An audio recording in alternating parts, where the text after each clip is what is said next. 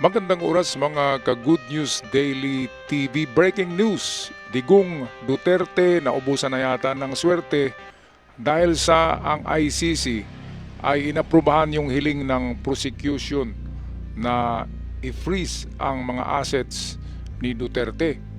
Kaya meron tayong video rito, Hiram, sa UNTV, atin panoorin. Inaprubahan ng International Criminal Court o ICC ang kahilingan ng prosecution na i-freeze ang perang nakumpiska kay dating Pangulong Rodrigo Duterte nang siya ay arestuhin noong Marso ng nakaraang taon.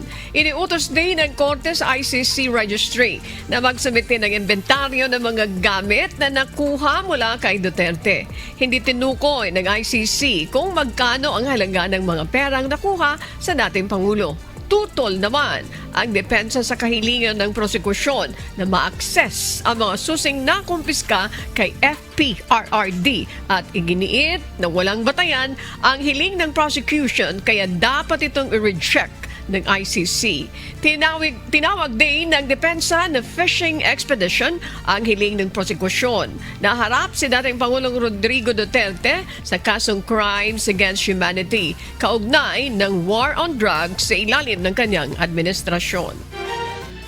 Nako mga ka-Good News, mukhang nag-umpisa na ang kalbaryo kay Digong Duterte dito.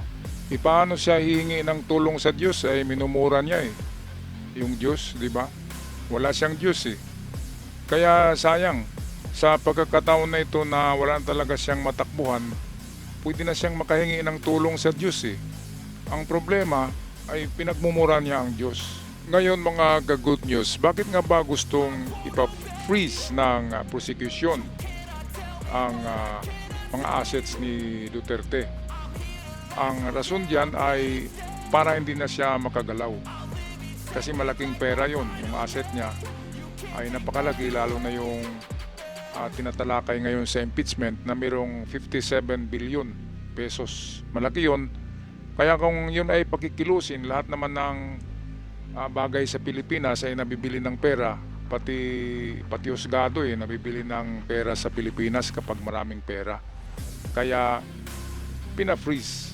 At ang masaklap dito para sa parte sa kampo ni Duterte ay pumanig ang ICC, pumayag na, aprobado na ng ICC na i-freeze itong mga assets ni Digong. Kaya mukhang naubusan talaga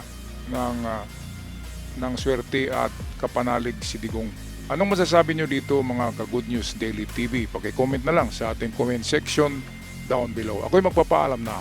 Maraming salamat.